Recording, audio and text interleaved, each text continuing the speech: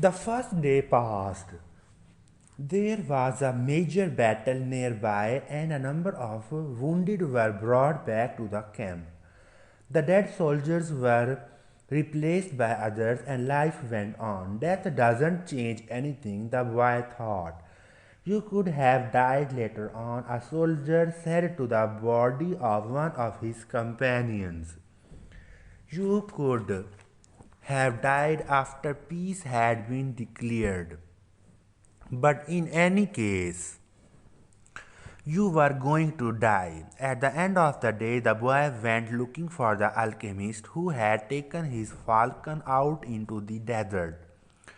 I still have no idea how to turn myself into the wind, the boy repeated. Remember what I told you, the world is only the visible aspect of God, and that what alchemy does is to bring spiritual perfection into contact with the material plane. What are you doing? Feeding my falcon.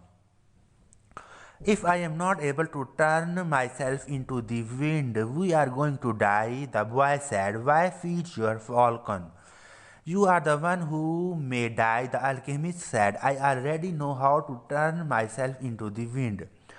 On the second day, the boy climbed to the top of a cliff near the camp.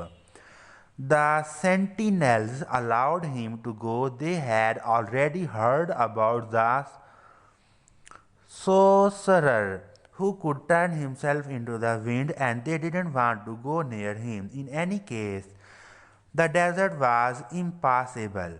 He spent the entire afternoon of the second day looking out over the desert and listening to his heart. The boy knew the desert sensed his fear.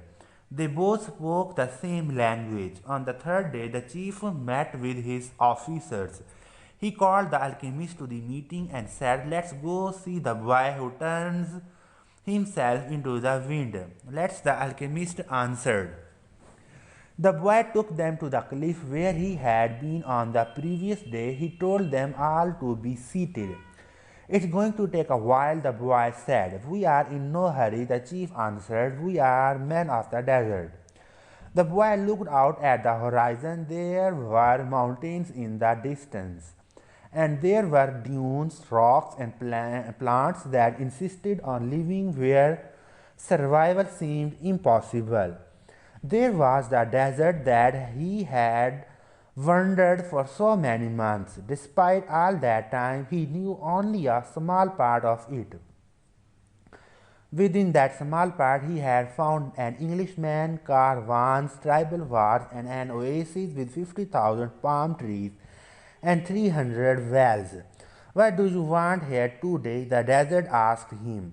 Didn't you spend enough time looking at me yesterday? Somewhere you are holding the person I love. The boy said, So when I look out over your sands, I am also looking at her. I want to return to her, and I need your help so that I can turn myself into the wind. What is love? The desert asked.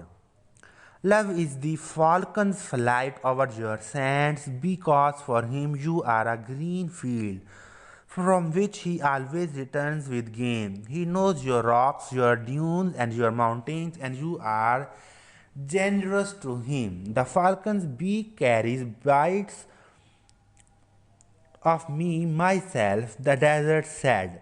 For years I care for his game, feeding it with the little water that I have, and then I show him where the game is. And one day, as I enjoy the fact that his game thrives on my surface, the falcon dives out of the sky and takes away what I have created. But that's why you created the game in the first place, the boy answered. To nourish the falcon, and the falcon then nourishes man, and eventually man will nourish your sands, where the game will once again flourish. That's how the world goes. So is that what love is? Yes, that's what love is. It's what makes the game become the falcon.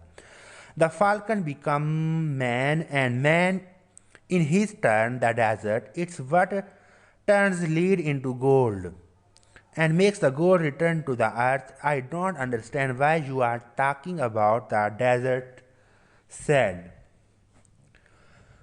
But you can at least understand that somewhere in your sands there is a woman waiting for me, and that's why I had to turn myself into the wind. The desert didn't answer him for a few moments, then it told him, I will give you my sands to help the wind to blow, but alone I can't do anything. You have to ask for help from the wind. A breeze began to blow. The tribesmen watched the boy from a distance, talking among themselves in a language that the boy couldn't understand. The alchemist smiled. The wind approached the boy and touched his face. It knew of the boy's talk with the desert. Because the winds know everything. They blow across the world without a birthplace and with no place to die.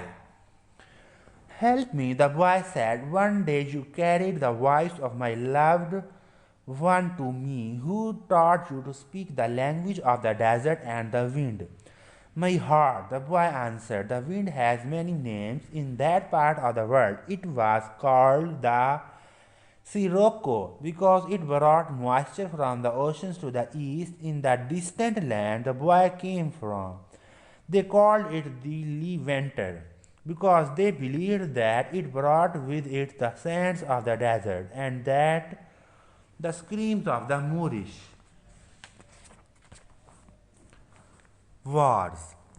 Perhaps in the places beyond the pastures where his sheep lived, men thought that the wind came from Andalusia, but actually the wind came from no place at all. Nor did it go to any place. That's why it was stronger than the desert. Someone might one day plant trees in the desert and even raise sheep there, but never would they harness the wind. You can't be the wind said. We are two very different things. That's not true, the boy said. I learned the alchemist's secrets in my travels. I have inside me the winds, the deserts, the oceans, the stars, and everything created in the universe. We were all made by the same hand and we have the same soul.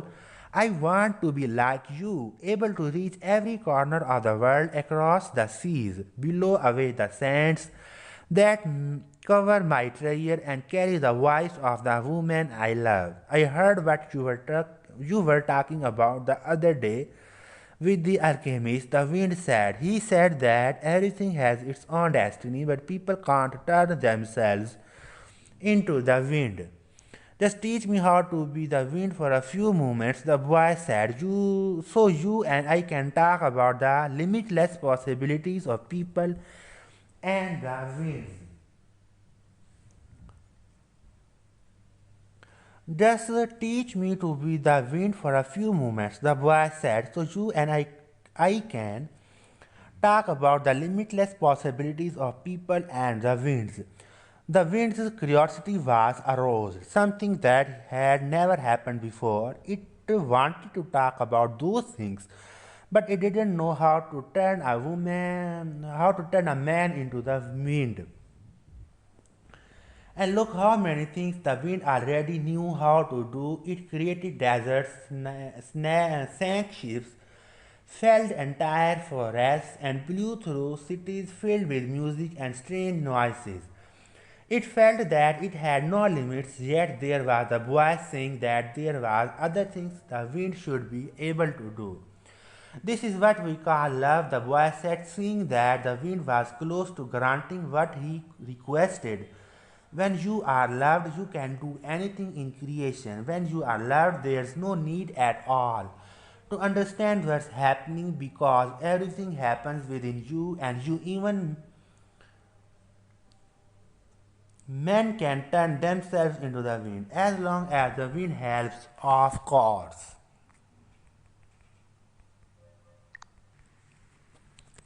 The wind was a proud being and it was becoming irritated with what the boy was saying.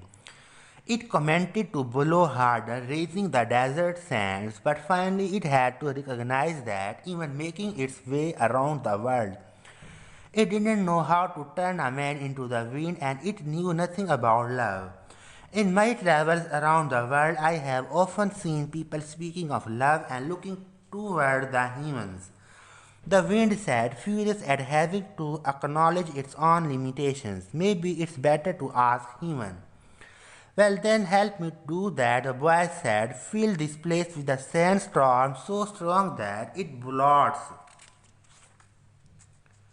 out the sun. Then I can look to heaven without blinding myself. So the wind blew with all its strength, and the sky was filled with sand. The sun was turned into a golden disk. At the camp, it was difficult to see anything. The men of the desert were already familiar with that wind. They called it the Simam, and it was worse than a storm at sea. Their horses carried out, and all their weapons were filled with sand. On the heights, one of the commanders turned to the chief and said, maybe we had better end this. They could barely see the boy. Their faces were covered with the blue cloths, and their eyes showed fear. Let's stop this, another commander said. I want to see the greatness of Allah, the chief said with respect. I want to see how a man turns himself into the wind. But he made a mental note of the names of the two men who had expressed their fear. As soon as the wind stopped, he was going to remove them from their commands, because two men of the desert are not afraid. The wind told me that you know about love, the boy said to the sun. If you know about love, you must also know about the soul of the world, because it made of love. From where I am, the sun said, I can see the soul of the world. It communicates with my soul, and together we can cause the plants to grow and the sheep to seek out shade. From where I am, and I am a long way from the earth, I learned how to love. I know that if I came even a bit closer to the earth, everything there would die and the soul of the world would no longer exist. So we contemplate each other and we want each other, and I give it life and warmth, and it gives me any reason for living. So you know about love, the boy said, and I know the soul of the world because we have talked at great length to each other during this endless trip through the universe. It tells me that its greatest problem is that up till now only the minerals and vegetables understand that all things are one. That there's no need for iron to be the same as copper or copper the same as gold. Each performs its own exact function as a unique being, and everything would be a symphony of peace if the hand that wrote all this had stopped on the fifth day of creation. But there was a sixth day. The sun went on. You are wise because you observed everything from a distance, the boy said. But if you don't know about love, if there hadn't been a sixth day, man would not exist. Copper would always be just copper, and lead just lead. It's true that everything has its destiny, but one day that destiny will be realized. So what do you want of me? The sun asked. I want you to help me turn myself into the wind, the boy answered. Nature knows me as the wisest being in creation, the sun said. But I don't know how to turn you into the wind. Then whom should I ask? The sun thought for a minute. The wind was listening closely and wanted to tell every corner of the world that the sun's wisdom had its limitations, that it was unable to deal with this boy who spoke the language of the world. Speak to the hand that wrote all, said the sun. The wind screamed with delight and blew harder than ever. The tents were being blown from their ties to the earth, and the animals were being freed from their tethers. On the cliff, the men clutched at each other as they sought to keep from being blown away. The boy turned to the hand that wrote all. As he did so, he sensed that the universe had fallen silent and he decided not to speak. A current of love rushed from his heart and the boy began to pray. It was a prayer that he had never said before because it was a prayer without words or pleas. His prayer didn't give thanks for his sheep having found new pastures. It didn't ask that the boy be able to sell more crystal, and it didn't beseech that the woman he had met continue to await his return. In the silence, the boy understood that the desert, the wind, and the sun were also trying to understand the signs written by the hand and were seeking to follow their paths and to understand what had been written on a single emerald. He saw that omens were scattered throughout the earth and in space, and that there was no reason or significance attached to their appearance. He could see that not the deserts, nor the winds, nor the sun, nor people knew why they had been created, but that the hand had a reason for all of this, and that only the hand could perform miracles, or transform the sea into a desert or a man into the wind, because only the hand understood that it was a larger design that had moved the universe to the point at which 6 days of creation had evolved into a masterwork. The boy reached through the soul of the world and saw that it was a part of the soul of God. And he saw that the soul of God was his own soul and that he, a boy, could perform miracles. The Simam believed that day as it had never belonged before. For generations thereafter, the Arabs recounted the legend of a boy who had turned himself into the wind, almost destroying a military camp, in defiance of the most powerful chief in the desert. When the Simam ceased to blow, everyone looked to the place where the boy had been, but he was no longer there. He was standing next to a sand-covered sentinel on the far side of the camp. The men were terrified at his sorcery, but there were two people who were smiling: the alchemist, because he had found his perfect disciple, and the chief, because that disciple had understood the glory of God. The following day, the general bade the boy and the alchemist farewell and provided them with an escort party to accompany them. As far as they chose, they rode for the entire day. Toward the end of the afternoon, they came upon a Coptic monastery. The alchemist dismounted and told the escorts that they could return to the camp.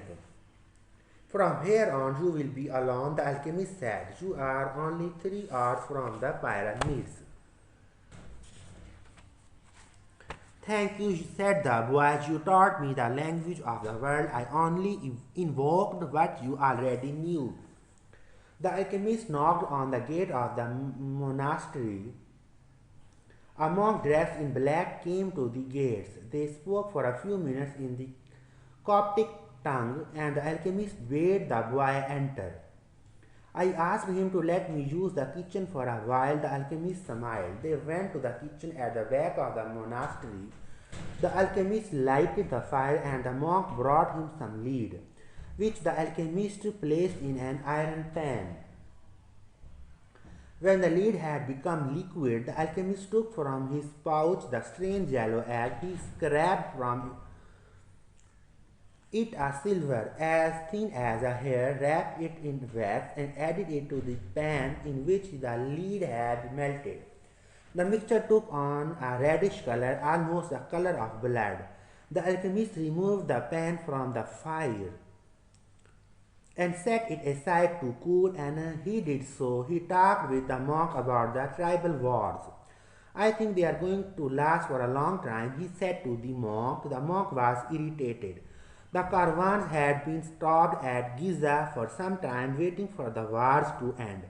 But God's will be done, the monk said. Exactly, answered the alchemist. When the pan had cooled, the monk and the boy looked at it, dazzled. The lead had dried into the shape of the pan, but it was no longer lead, it was gold. Will I learn to do that someday? The boy asked. This was my destiny, not yours, the alchemist answered. But I wanted to show you that it was possible. They returned to the gates of the monastery. There the alchemist separated the disc into 4 parts. This is for you, he said, holding one of the parts out to the monk. It's for your generosity to the pilgrims. But this payment goes well beyond my generosity, the monk responded. Don't say that again, life might be listening and give you less the next time. The alchemist turned to the boy. This is for you to make up for what you gave to the general. The boy was about to say that it was much more than he had given the general, but he kept quiet, because he had heard what the alchemist said to the monk. And this is for me, said the alchemist, keeping one of the parts, because I have to return to the desert where there are tribal wars.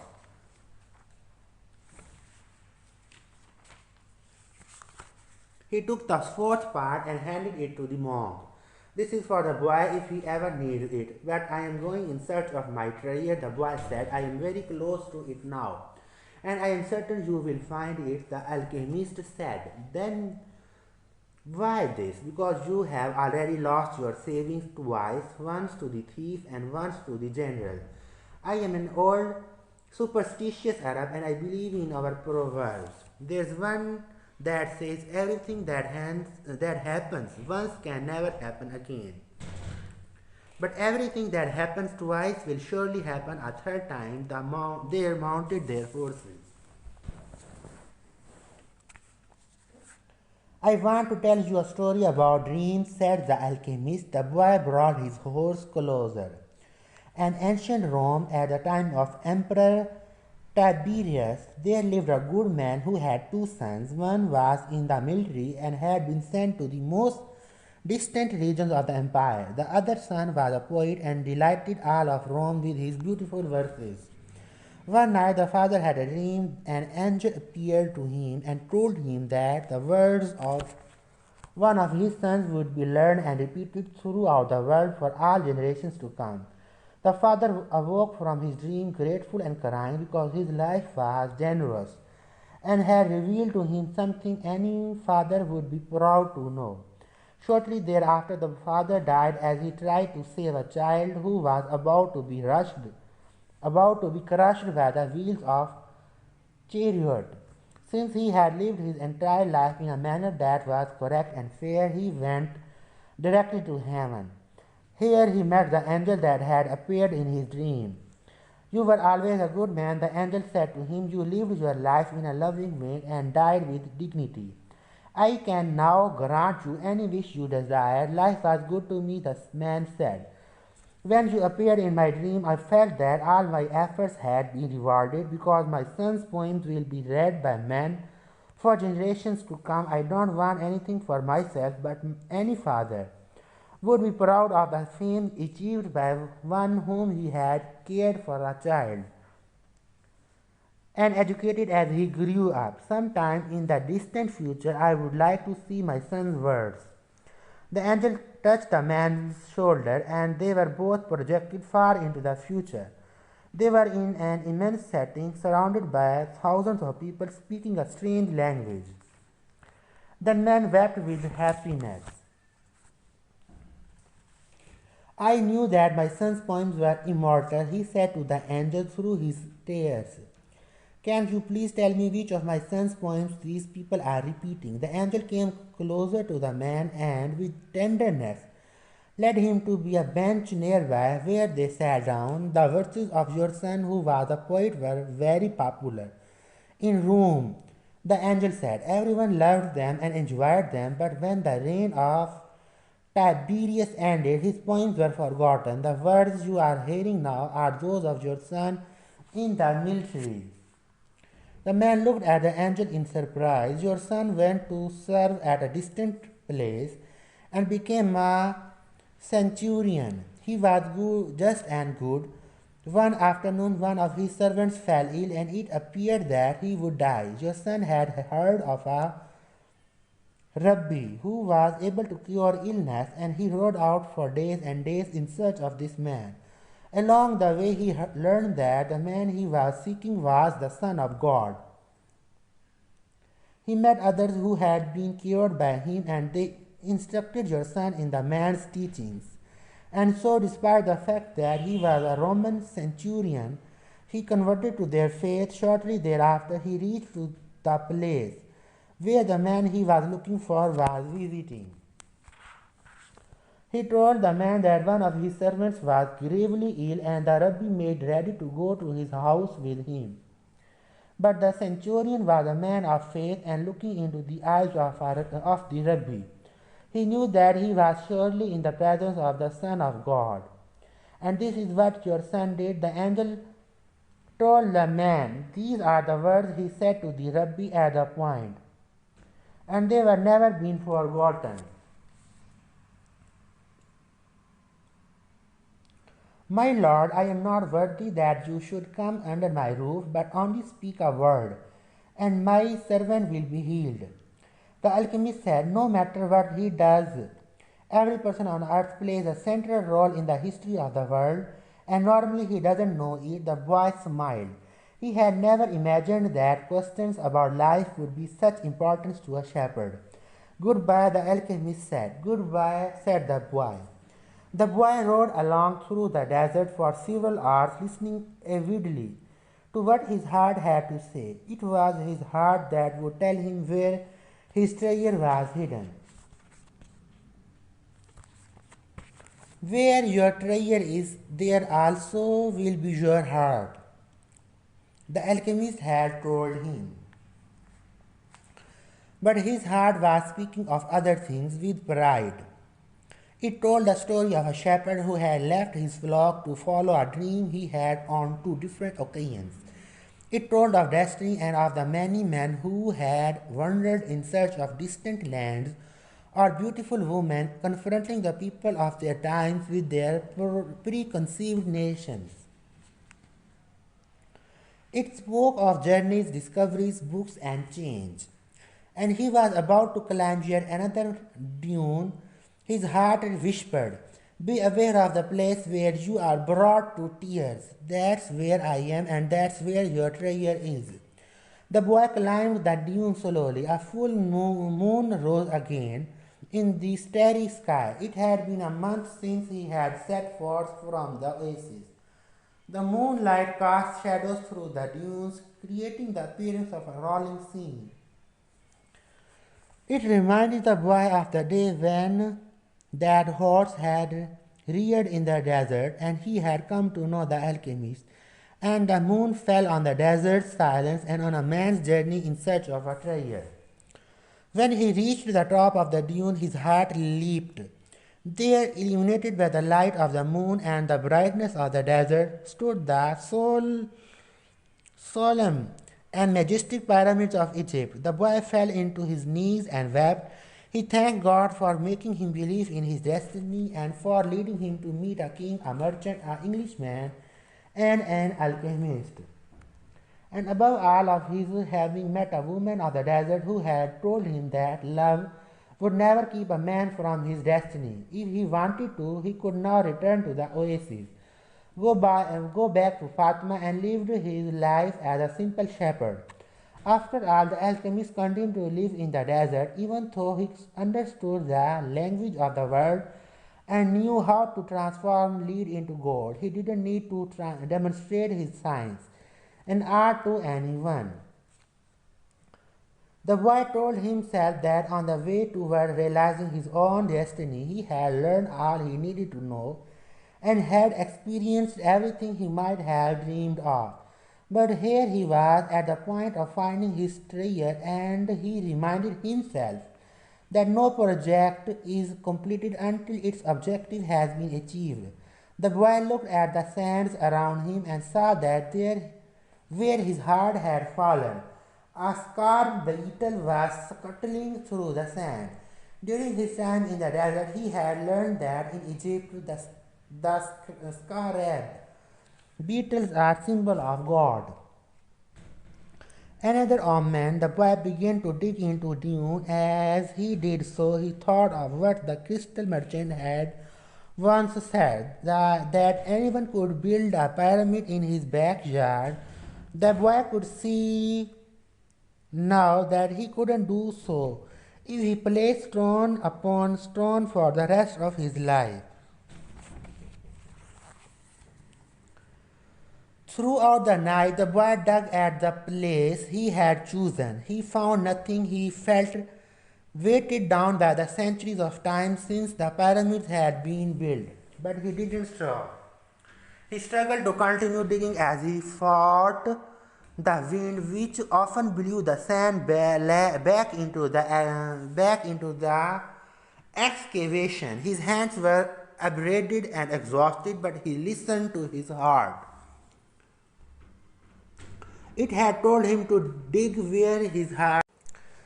As he was attempting to pull out the rocks, he heard footsteps. Several figures approached him. Their backs were to the moonlight, and the boy could see neither their eyes nor their faces. "What are you doing here?" one of the figures demanded. Because he was terrified, the boy didn't answer. He had found where his treasure was and was frightened at what might happen. "We are refugees from the tribal wars and we need money," the other figure said. "What are you hiding there?" "I am not hiding anything," the boy answered, but one of them seized the boy and yanked him back out of the hole. Another, who was searching the boy's bags, found the piece of gold. "There's gold here," he said. The moon shone on the face of the Arab who had seized him, and in the man's eyes the boy saw death. He's probably got more gold hidden in the ground. They made the boy continue digging, but he found nothing. As the sun rose, the men began to beat the boy. He was bruised and bleeding. His clothing was torn to shreds, and he felt that death was near. "What good is money to you if you are going to die? It's not often that money can save someone's life," the alchemist had said. Finally, the boy screamed at the man, "I am digging for treasure." Although his mouth was bleeding and swollen, he told his attackers that he had twice dreamed of a treasure hidden near the pyramids of Egypt. The man, who appeared to be leader of the group, spoke to one of the others. "Leave him. He doesn't have anything else. He must have stolen his gold." The boy fell to the sand, nearly unconscious. The leader shook him and said, "We are leaving." But before they left, he came to the boy and said, "You are not going to die. You will live and you will learn that a man shouldn't be so stupid. 2 years ago, right here, on this spot, I had a recurrent dream too. I dreamed that I should travel to the fields of Spain and look for a ruined church where shepherds and their sheep slept. In my dream, there was a sycamore growing out of the ruins of the sacristy, and I was told that if I dug at the roots of the sycamore, I would find a hidden treasure. But I am not so stupid as to cross an entire desert just because of a recurrent dream." The boy stood up shakily and looked once more at the pyramids, and they disappeared. They seemed to laugh at him, and he laughed back, his heart bursting with joy, because now he knew where his treasure